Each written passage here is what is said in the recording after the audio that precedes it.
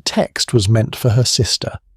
3 words typed with blood-slick thumbs on a cracked screen. He broke my ribs. She didn't realize the mistake until the read receipt flared in the dark bathroom. 3 dots danced. Then, a reply from the city's most dangerous man, "I'm coming." The bathroom floor tasted like bleach and old grout. Faye pressed her cheek against the cold hexagonal tiles, trying to find a rhythm for her breathing that didn't feel like inhaling crushed glass. Every intake of air was a sharp, serrated edge against her right side. She kept her eyes squeezed shut, listening to the heavy, erratic thud of Jimmy's boots pacing the hallway linoleum, just outside the flimsy hollow-core door. "Faye?" Jimmy's voice slurred through the cheap wood. It wasn't the roaring anger from 10 minutes ago, it was the whining, dangerous apology phase. That was always worse. "Faye, come on, unlock the door. You made me mad, baby. You know how I get when I'm stressed." She smelled his stale beer and cheap drugstore cologne seeping under the door gap, mixing sickeningly with the metallic tang of blood pooling in the corner of her mouth. She didn't move. She couldn't. If she shifted her weight, the grinding sensation in her chest would force a scream out of her, and giving him a scream meant giving him a reason to kick the door off its hinges. Her fingers twitched against her thigh. Her phone had skittered under the clawfoot tub during the scuffle. Get it. The thought was purely instinctual, stripped of all emotion. Get the phone. She dragged her arm across the floor. The friction of her sweater against the tile sounded deafening in her ears. Her fingernails scraped the porcelain, hooking the edge of the phone case. She pulled it to her chest, stifling a whimper as the movement twisted her torso. The screen was heavily spiderwebbed, the backlight glowing a harsh, unforgiving blue in the pitch-black bathroom. She needed Chloe. Her sister lived 4 blocks away. Chloe had a car. Chloe had a baseball bat by her front door. Faye unlocked the screen, her thumb leaving a rusty smear of blood across the glass. Her vision swam.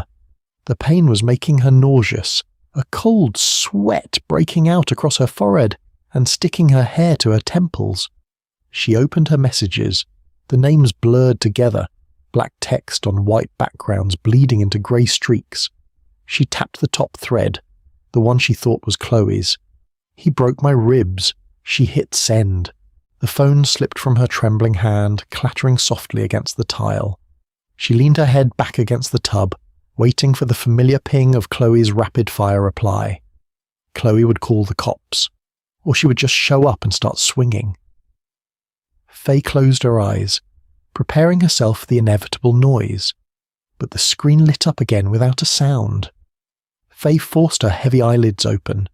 She looked down at the illuminated glass. The contact name at the top of the thread wasn't Chloe, it was Dominic. A jolt of pure, ice-cold adrenaline spiked through her, temporarily overriding the agony in her ribs.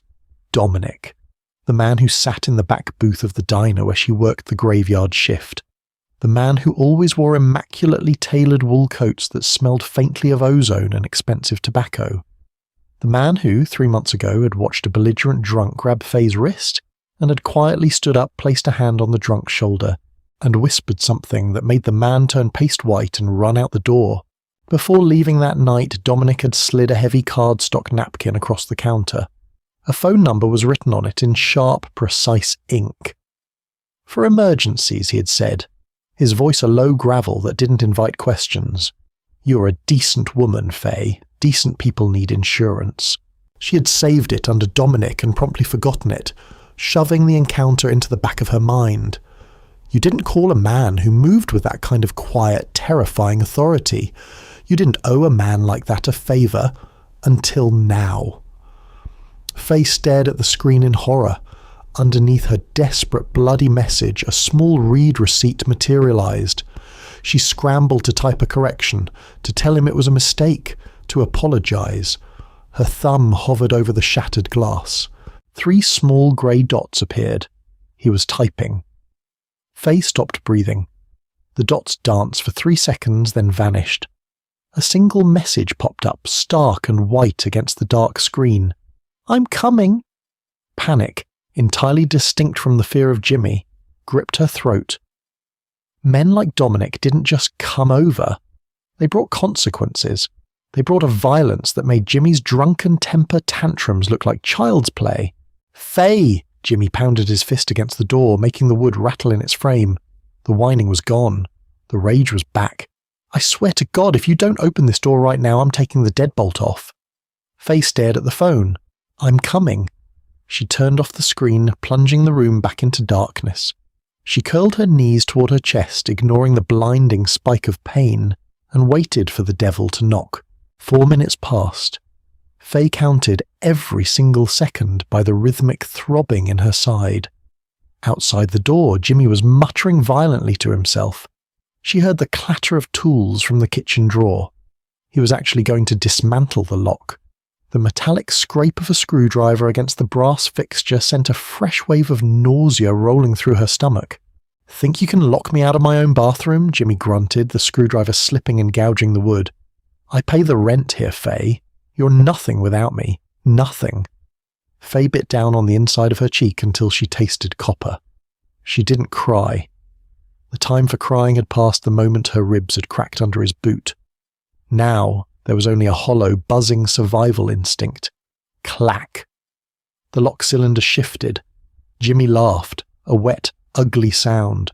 Then the heavy oak door of their apartment, down the hall leading to the street, echoed with a sound that froze the blood in Faye's veins. It wasn't a frantic knock. It was 3 slow, deliberate thuds, heavy knuckles against solid wood. Jimmy stopped working. The apartment went dead silent. Even the persistent drip of the bathroom faucet seemed to pause. "Who the hell is that?" Jimmy muttered.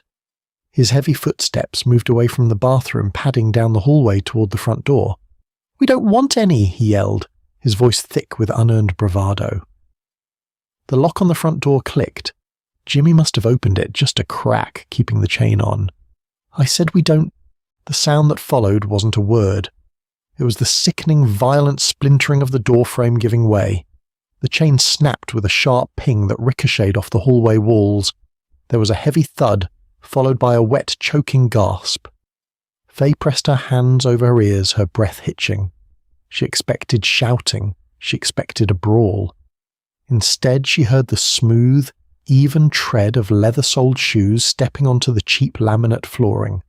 The footsteps were unhurried. "Who the fuck are you?" Jimmy wheezed. It sounded like he was on the floor. "Where is she?" The voice was low, devoid of inflection or anger. It was the absolute lack of emotion that made it terrifying. It was a voice that didn't negotiate. It was Dominic. "Get out of my house!" Jimmy roared, scrambling. There was the sound of fabric tearing, a heavy scuffle, and then a dense, meaty impact. Jimmy cried out, a high, reedy sound that ended in a wet cough. "Then I will ask you one more time," Dominic said, his voice no louder than a conversational murmur. "Before I remove your teeth, where is she?" "Bathroom," Jimmy sobbed, all his drunken courage evaporating into pathetic terror. Down the hall, she locked herself in. The leather shoes resumed their slow walk. They stopped right outside the bathroom door. Faye stared at the thin strip of light at the bottom of the door frame. She saw the shadow of his shoes. The air in the tiny bathroom suddenly felt overwhelmingly dense. "Faye?" His voice came through the wood, entirely different from how he had spoken to Jimmy. It wasn't soft, but the sharp edges had been filed off. "It's Dominic," he said. "Are you decent?" A hysterical, broken laugh bubbled up in her throat, coming out as a pained wheeze. Decent. She was bleeding, bruised, and sitting in the dirt of her own floor. The lock is broken," she managed to say. Her voice sounded like dry leaves. "He jammed it." "Step back from the door," Dominic instructed. "I can't," she whispered. "I can't stand up." A beat of silence. "Where are you in relation to the handle?" "Left corner, by the tub." "Cover your face." Faye raised her trembling arms, shielding her eyes and burying her face in her elbows. There was no countdown. The door simply exploded inward. The frame shattered, showering the dark bathroom with splinters and drywall dust. The door swung wildly, slamming against the opposite wall. The hallway light flooded in. Dominic stood in the doorway, He looked exactly as he always did at the diner at 3 a.m. A charcoal wool overcoat, perfectly pressed trousers, a crisp white shirt beneath. But his knuckles, resting casually at his sides, were split and dark with fresh blood. His dark eyes swept the small room, registering the broken mirror, the overturned trash can, and finally Faye curled against the tub. His jaw tightened, a microscopic shift in an otherwise impassive face. He stepped inside, the soles of his expensive shoes crunching over the wood splinters. He knelt beside her. Up close he smelled of cold night air, bergamot and iron. "Which ribs?" he asked, his tone utterly clinical. He didn't offer pity. Pity was useless here. "Right side," she rasped. He reached out, his large hands hovering just inches from her side. He didn't touch her. "Can you walk if I support your left side?" "I don't know." "We are leaving. Now." He smoothly slid one arm behind her back, high up by her shoulders to avoid her lower ribs, and positioned his other hand to grip her left arm. "On 3, do not hold your breath. Exhale as we move." Faye nodded, terrified of the impending pain. 1, 2, 3. He pulled her up. Faye couldn't help it. She screamed, a raw, ragged sound that tore up her throat as her injured ribs shifted under gravity. Her vision whited out, her legs turning to water. Dominic caught her entirely, taking all her weight against his side without a flinch. "I have you," he murmured close to her ear. "Keep breathing, shallow breaths." He practically carried her out of the bathroom. As they moved into the hallway, Faye forced her eyes open. Jimmy was slumped against the wall near the front door. His nose was clearly broken, flattened against his face, blood pouring over his mouth and chin. He looked up at them with dazed, terrified eyes. Dominic didn't even look at him. He guided Faye past the bleeding man as if stepping around a discarded piece of trash. "Hey," Jimmy gurgled, trying to push himself up. "You can't just take her." Dominic stopped. He turned his head slowly. The look he gave Jimmy was devoid of malice. It was the look a butcher gives a slab of meat. "If I ever see you breathe in her direction again," Dominic said quietly, "I won't hit you. I will simply bury you. Do you understand?" Jimmy shrank back, pressing himself into the drywall, shaking his head rapidly. Dominic adjusted his grip on Faye and walked her out the door into the cool, damp night. The shock was setting in, replacing the acute agony with a cold, vibrating numbness. Dominic's car was parked illegally on the sidewalk right outside her building. A heavy, matte black sedan with tinted windows that looked more like an armoured tank than a luxury vehicle. The engine was running, a deep, silent purr that vibrated through the soles of her shoes.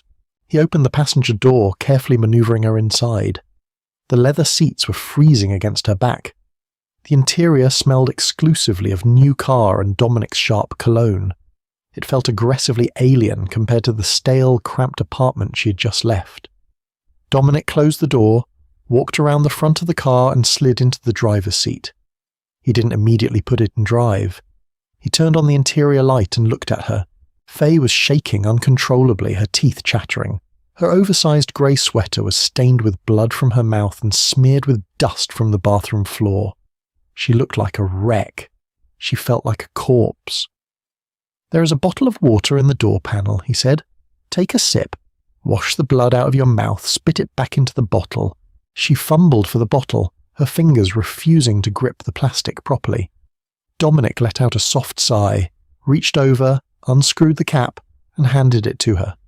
She took a small sip, swished the lukewarm water over her bruised gums and cut lip, and spat the pink fluid back in. "Hospital," she mumbled, leaning her head against the cold glass of the window. "I need an X-ray." "No hospital," Dominic said, shifting the car into gear and pulling smoothly off the curb. "If you go to an ER with those injuries, they mandate a police report. If the police are involved, your boyfriend's name goes into a system. If his name goes into a system, my presence at his apartment becomes a matter of public record. That does not happen." Faye turned her head to look at him. The cynicism she had cultivated over years of hard shifts and bad choices finally pierced through the shock. "So what?" she rasped. "I just bleed internally? Puncture a lung?" "I have a doctor. He's waiting at my house." Dominic kept his eyes on the road. The streetlights flickered across his sharp profile, highlighting the rigid line of his jaw. He has an X-ray machine. He will tape your ribs, prescribe you painkillers, and ensure your lung is not compromised. You will be entirely safe.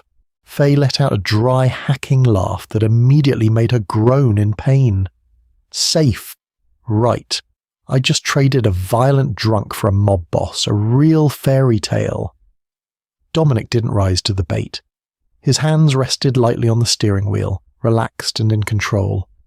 You texted me, Faye. The blunt truth of it shut her up. She had hit send. By accident, yes, but she hadn't stopped him from coming through that door. She had let him pull her from the wreckage. It was an accident, she whispered, staring at her blood-stained hands resting in her lap. I meant to text my sister. Her name is Chloe. It was right next to yours. The car was silent for a long moment, save for the hum of the tyres against the asphalt. I know, Dominic said quietly. Faye frowned, turning back to him. What do you mean? You know?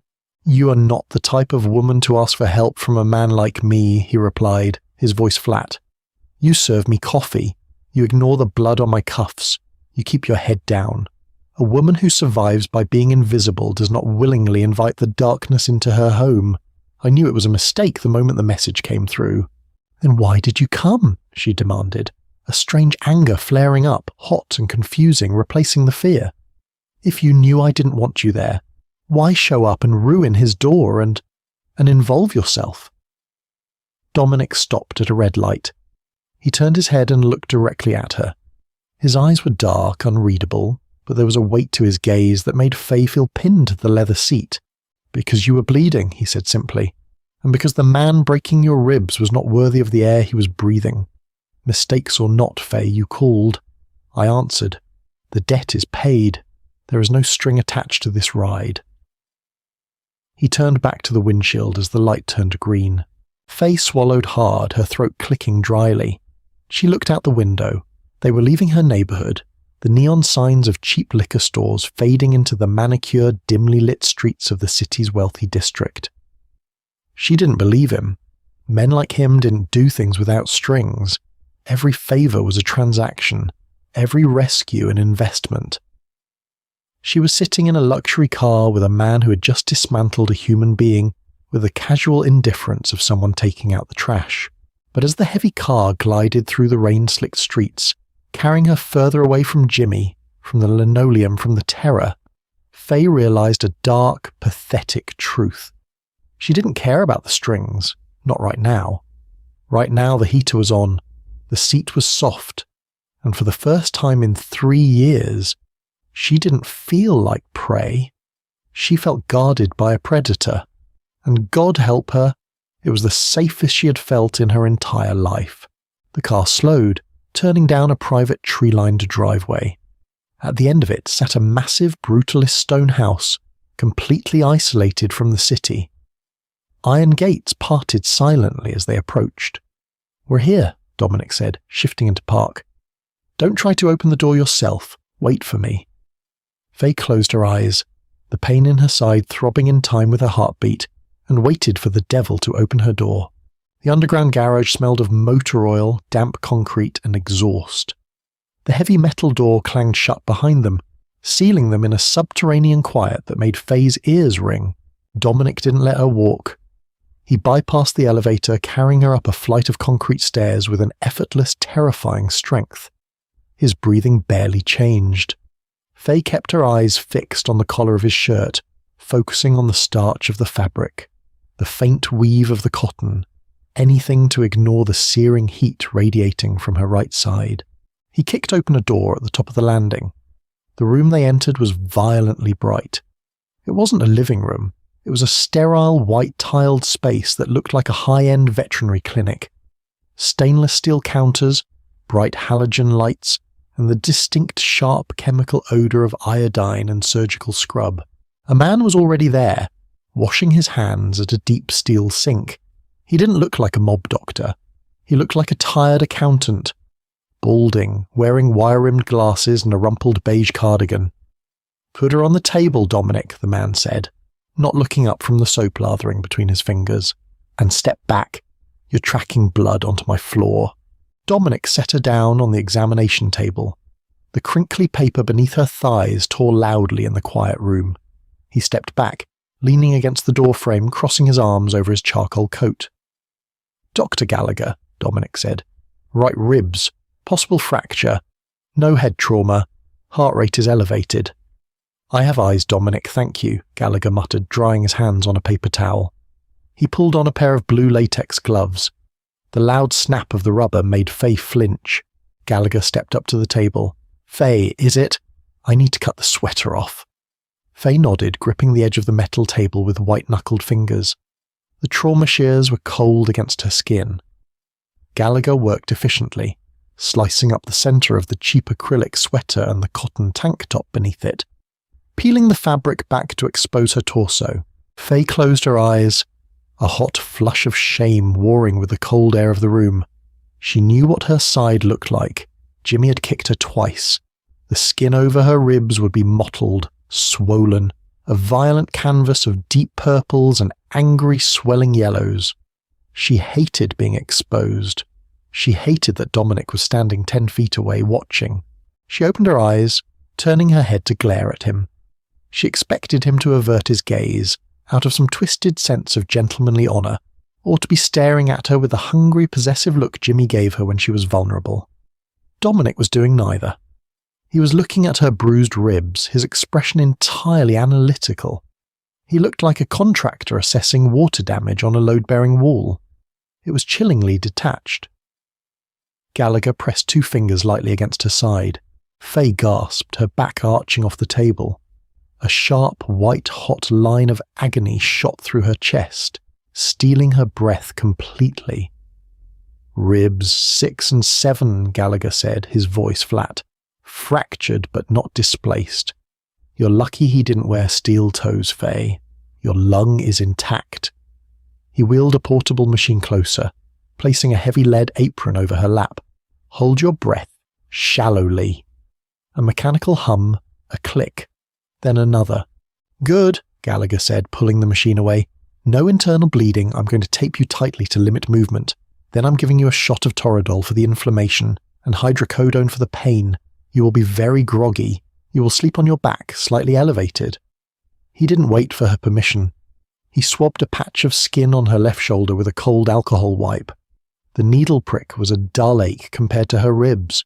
Then came the tape. Wide, thick strips of medical adhesive pulled taut across her ribcage.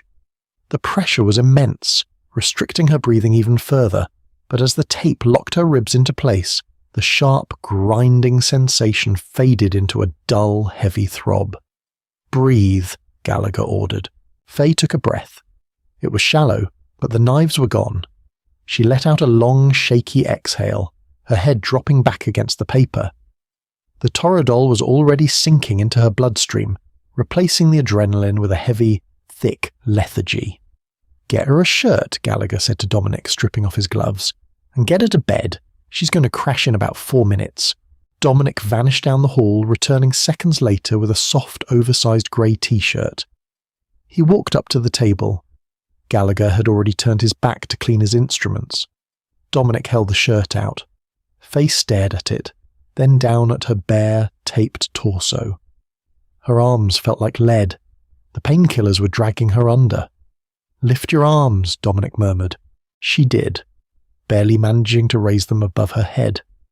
He moved with surprising gentleness for a man whose knuckles were currently split open, pulling the soft cotton over her head and guiding her arms through the sleeves. The fabric smelled like his laundry detergent, cedar and clean linen. "I can walk," she mumbled, sliding off the table. Her feet hit the tile and the room tilted violently to the left. Dominic caught her by the waist before her knees buckled. "No," he said quietly, scooping her up once again. "You can't." She didn't fight him this time. She rested her cheek against his chest. Beneath the wool coat and the crisp shirt, he was solid, warm, and smelled faintly of violence. The contradictions in her own head were deafening, but the narcotics silenced them. He carried her down a long, dark hallway, pushing open a heavy wooden door. The room was massive. dominated by a king-sized bed with thick, dark blankets. The only light came from the city skyline glowing through the floor-to-ceiling windows. He laid her on the mattress, propping 3 pillows behind her back to keep her elevated.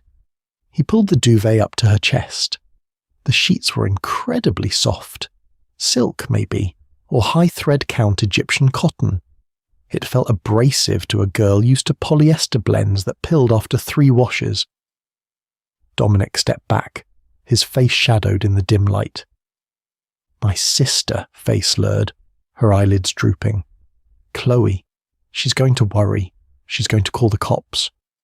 "I will handle it," Dominic said. "Don't hurt her." "I am going to send her a text from your phone," he clarified, his tone utterly devoid of offense. "Saying you're safe, you're staying with a friend, and you dropped your phone in water. Nothing more." Faye blinked slowly. "Jimmy?" "Do not think about Jimmy," Dominic interrupted. The room temperature seemed to drop 10 degrees. "Jimmy's no longer a variable in the equation of your life." She wanted to ask what that meant.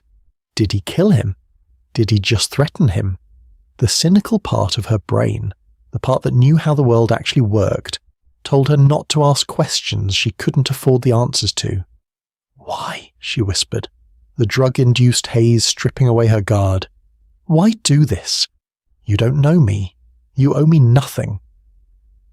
Dominic stood perfectly still, the neon glow from the distant city reflected in his dark eyes. "You make a good cup of coffee, Faye," he said softly. "Sleep." He turned and walked out, pulling the heavy door shut until it clicked, leaving her alone in the dark, expensive fortress. Faye woke up to the smell of black coffee and frying bacon. For 3 seconds, she forgot where she was. She stretched, and the reminder came immediately, a dull, suffocating ache wrapping around her ribcage like an iron corset. She gasped, freezing in place until the throb subsided. She opened her eyes. The room was flooded with harsh grey morning light. Rain lashed against the massive windows. She swung her legs over the edge of the bed, moving with the slow, exaggerated caution of the elderly. Her mouth tasted chalky from the painkillers. She found a glass of water and 2 white pills on the nightstand. She swallowed them dry, grimacing at the bitter taste. The oversized t-shirt swallowed her frame. She looked down. Her legs were bare, bruised at the knees from the bathroom floor. She looked pathetic. She stood up, bracing herself against the wall, and limped toward the bedroom door. She needed to leave. The panic from last night was gone, placed by a cold, hard clarity. This wasn't a rescue. It was a relocation. You didn't enter the house of a man like Dominic and simply walk back out to your waitressing job. She followed the smell of the coffee down a wide hallway lined with abstract minimalist art, until she reached the kitchen. It was a sprawling industrial space, all slate countertops and stainless steel. Dominic was standing at the stove. He had shed the charcoal coat and the tailored trousers. He wore dark grey sweatpants and a long-sleeved black thermal Henley. His sleeves were pushed up, revealing forearms corded with muscle and laced with faded, brutal scars. He was using a spatula to flip a piece of bacon. The sheer mundanity of it was jarring. The monster was making breakfast. He didn't turn around. "Sit. The coffee's fresh." Faye didn't sit. She leaned against the kitchen island, crossing her arms loosely over her taped chest. "I want my phone," she said. Her voice was raspy, throat still raw from the screaming. Dominic plated the bacon, picked up a mug of black coffee, and walked around the island. He set both down on the stool next to her, then reached into his pocket and placed her cracked phone on the granite counter. "I texted Chloe," he said, taking a sip from his own mug. She replied, said to call her when your phone dries out. Faye picked up the phone. It was dead. "I need to go." Dominic leaned back against the counter opposite her. In the daylight, she could see the bruises forming on his knuckles, the skin split and angry. "Go where?" he asked. Not a threat, a genuine question. "Home. The lock is broken, the door frame is splintered, and the lease is in Jimmy's name." Faye's jaw tightened. "Then I'll go to Chloe's." "Chloe works at a daycare," Dominic said smoothly. She has a 2-year-old daughter. She lives on the ground floor of a building with no security cameras. If Jimmy decides to find you, he will go there. Are you prepared to bring that violence to her doorstep? Faye flinched. The absolute logic of it felt like a slap. You said you handled him. I handled him for last night, Dominic corrected, his dark eyes fixed on her. I broke his nose, fractured his orbital bone, and removed 2 of his molars. He's currently recovering in a motel on the edge of the city. He's terrified, but terror is a volatile emotion. In a week, when the swelling goes down and he drinks enough cheap whiskey, he will realize a man like me cannot monitor a rat like him 24 hours a day. He will look for you. Faye stared at the steam rising from the coffee mug. Her chest felt tight, the air suddenly too thin. The brutal reality of her situation was settling over her like a suffocating blanket. She was trapped. She had always been trapped, just in a different cage. "Did you kill him?" she asked softly. She didn't look up. "No." "Why not?" Dominic tilted his head, watching her closely. "Because I'm a businessman, Faye. I kill for territory. I kill for betrayal.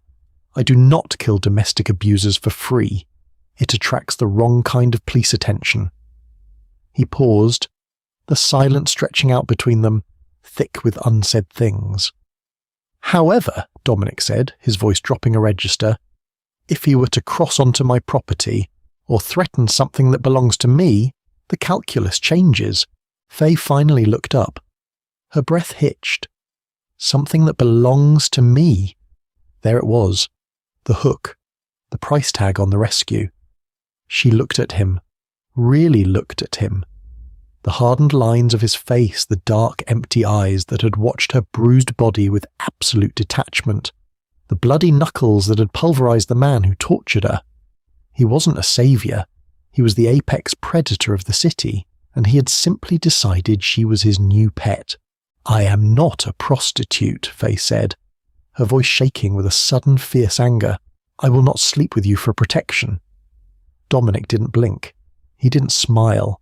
He just stared at her, and slowly a look of profound, icy insult crossed his features. "If I wanted a whore, Faye, I would buy one," he said, his tone razor sharp. "Do not insult my tastes and do not flatter yourself. I am not Jimmy. I do not take things from women who are bleeding and broken. It is entirely unappealing." Faye stepped back, stunned by the coldness of the rebuke. "Then what? What do you want from me?" Dominic set his coffee mug down. He pushed off the counter, walking slowly around the island until he was standing just a foot away from her. The smell of cedar and violence wrapped around her again. "I want a housekeeper," he said quietly. Faye blinked. "A what?" "This house is 6,000 square feet. I do not like strangers in my home. I do not trust cleaning services. You will live in the guest suite. You will keep the kitchen clean. You will manage the laundry. And you will make my coffee before I leave in the morning. You will be paid $3,000 a week in cash." Faye's brain short-circuited. 3,000 a week. It was absurd. It was astronomical. "You will not ask questions about who comes to this house," Dominic continued, his eyes locked on hers. "You will not go into the basement. You will not leave the property without one of my men driving you. In exchange, you will be untouchable. Jimmy will become a ghost. The world outside these gates will no longer be your concern." He reached out, his large bruised hand hovering near her face. For a second she thought he was going to touch her cheek. Instead, he reached past her, picking up the plate of cold bacon and sliding it into the trash can. "You have until the painkillers wear off to decide," he said, turning his back on her and walking toward the hallway. "If you want to leave, my driver will take you to Chloe's. If you stay, you start laundry tomorrow." Faye stood alone in the massive kitchen. She looked at the shattered phone on the counter.